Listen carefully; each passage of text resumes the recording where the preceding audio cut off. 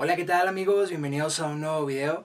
Mi nombre es Octa Naranjo y el día de hoy tenemos aquí con nosotros a un invitado bastante especial. Reciban con un fuerte aplauso a mi amigo Larry Bryan. Y bueno amigos, como ya les dije, el día de hoy me encuentro aquí con mi amigo Larry. Larry, ¿cómo te encuentras?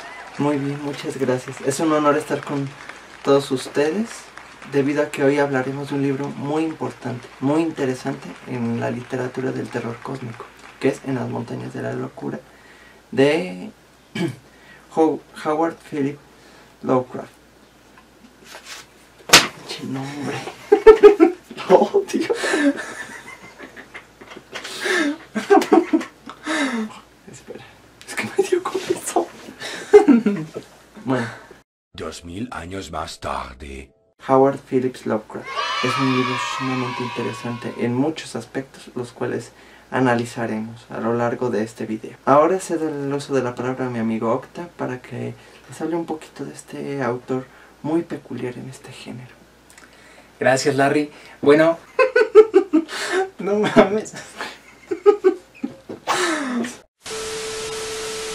Howard Phillips Lovecraft fue un autor estadounidense muy especial dentro de la literatura del siglo XX. Nació en el año de 1890, muriendo en 1937, comprendiendo su periodo de actividad desde 1917 hasta su muerte. Fue uno de los pioneros en los cuentos de terror cósmico y una de sus aportaciones más importantes dentro de la literatura fue la introducción de una mitología de carácter cuasi metafísico. Entre sus principales tópicos refiere conocimientos prohibidos, la influencia de seres extraterrestres con capacidades muy elevadas y otros rubros más enfocados a la literatura distópica. Lovecraft tuvo una gran influencia del célebre Edgar Allan Poe. Sin embargo, su obra carece de la cantidad de simbolismos interpretativos de Poe. Por tal razón, es mucho más fácil comprender el contexto de sus obras sin tener un extenso acervo cultural. Ya entrando de lleno a la narrativa del libro, esta da inicio en un primer término en la Universidad de Miskatonic, en la cual William Dyer, que es un investigador de dicha universidad, se le confiere la tarea de realizar una investigación en el Ártico, a fin de obtener rocas, entre otras cosas relativas pues a la geología, es decir, del continente antártico. Debido a esto, pues ellos tuvieron que ir, es decir, en un buque que partió desde Estados Unidos hasta la Antártida. Dicha expedición demoró cerca de 6 meses en llegar a su destino. Sin embargo, al llegar, hubieron algunas formaciones geológicas que captaron bastante su atención. Por tal razón, se dividieron en dos grupos, uno comandado por Dyer y otro por Lake. La expedición de Lake comenzó a tener problemas técnicos respecto a su comunicación con el grupo principal, y la transmisión de radio era ya muy deficiente y comenzaron a perder comunicación de forma gradual y al final total con el grupo. Al parecer refirieron describir lo que ellos conocerían luego como primordiales, es decir, seres que describen como vegetales con forma de barril. William Dyer, al ver que no lograba entablar comunicación con el grupo de Lake, decidió ir en búsqueda de ellos. Sin embargo, se topó con una muy desagradable sorpresa. El grupo de Dyer se topó entonces con el cuerpo de Lake y de sus compañeros muertos, al igual que los perros que habían llevado a su expedición.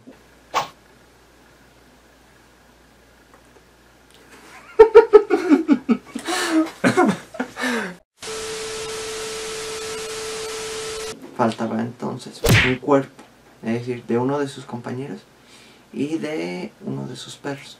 Sin embargo, se habían encontrado con los restos de esos misteriosos vegetales, entre vegetales y animales, que se habían topado la expedición de Lake y que había referido en sus transmisiones que ya eran muy difíciles de comprender.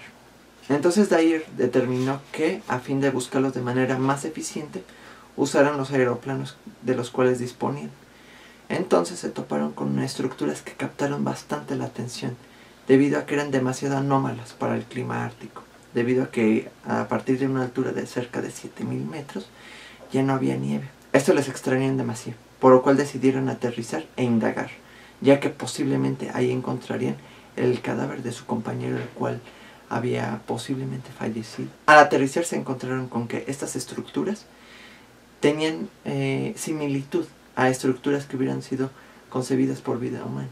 Sin embargo, su tamaño era descomunal, así como tenían grafías que eran aparentemente incomprensibles. Sin embargo, Dyer logró interpretarlas debido a sus conocimientos que había adquirido al leer una obra denominada Necronomicon. Dicha obra, Necronomicon, es un libro que se refiere de manera ficticia dentro de las obras de Lovecraft. Así, los trazos en roca que logró identificar Dyer intentó darles una explicación con base a esos conocimientos y descubrió que esa cultura, esos seres que habían sido descritos, eran los denominados primordiales. En estos trazos, que conformaban un lenguaje visual relativamente simple, se logró determinar que los primordiales tenían una organización de corte socialista, además de que ellos contaban con técnicas de manipulación genética muy avanzadas, inclusive para la ciencia de esa época, al punto de lograr crear ellos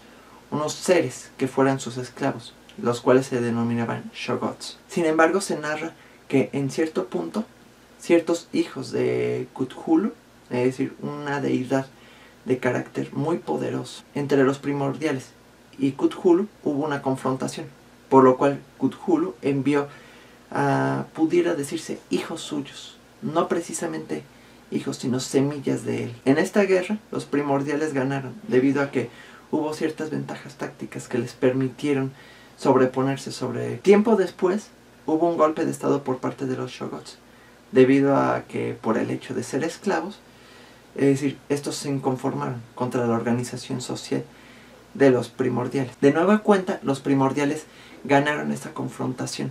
Sin embargo, fue por muy poco, debido a que su sociedad quedó en deplorables condiciones.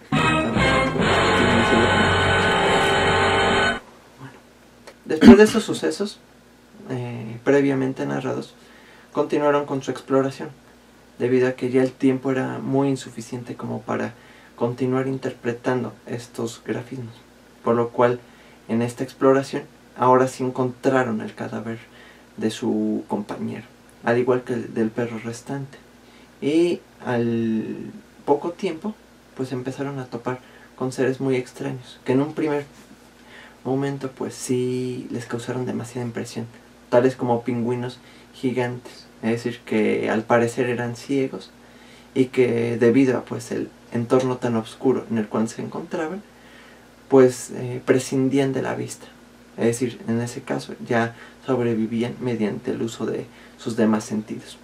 Después de esto comenzaron a percibir una niebla muy densa de la cual intentaron escapar. Para sorpresa de Dyer, esta neblina era posiblemente generada por un Shoggoth, debido a que estos seres físicamente no eran completamente sólidos, sino eran más bien entre gelatinosos y gaseosos. Ya después de esto, lograron escapar con mucha dificultad en una de sus aeronaves e intentaron ya regresar a casa, los pocos que habían logrado sobrevivir a esta extenuante expedición que casi les cuesta la vida a todos, y la cual, debido al riesgo que supuso, fue ocultada, y por ende se intentó evitar que nuevas expediciones llegaran a la Antártida. Excelente, bueno, muchas gracias por esa introducción, Larry.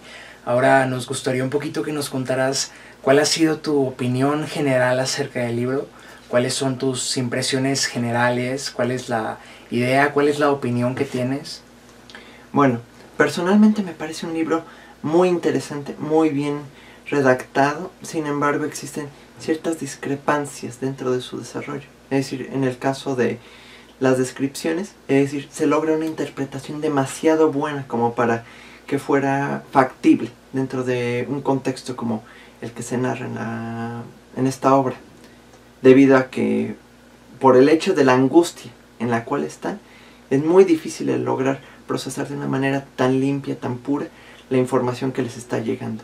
En este caso, la interpretación de los grafismos es demasiado fluida, y debido a esto, pues es difícil de creer que aún, es decir, siendo analizado por una tercera persona, sea un relato completamente verídico, debido a que, a pesar de que Dyer refirió que se basó en el Necronomicon para interpretar esos grafismos, esas imágenes que había visto en esas estructuras de carácter monolítico, pero aún así es muy complicado el lograr una interpretación tan acertada en tan poco tiempo de investigación.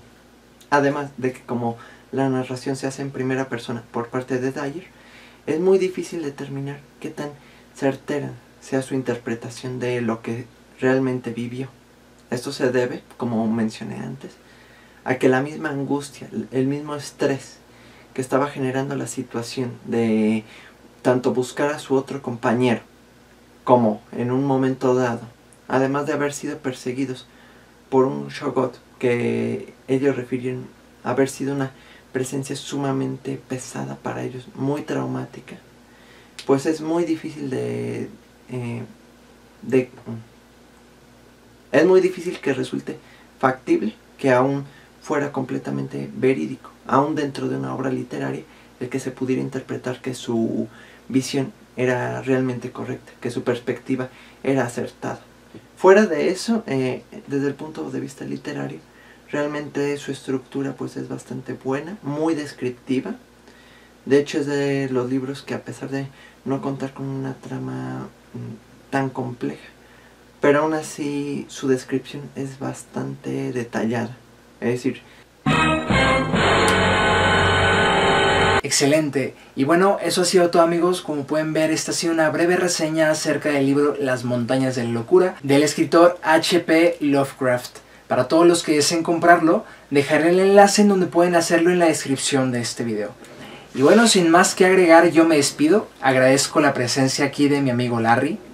Muchas gracias, ha sido todo un placer estar con ustedes, compartir todo esto que realmente significa mucho para mí.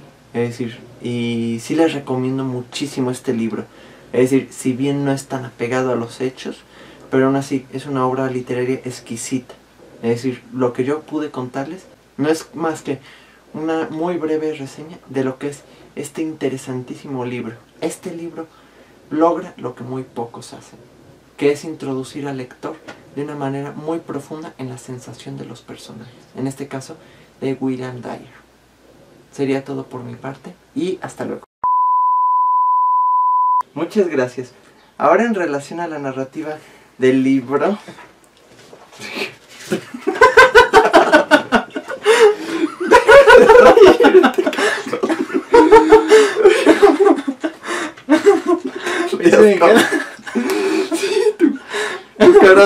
Y otros rubros más enfocados a la lectura distópica. Literatura. ¡Ah, chingada madre!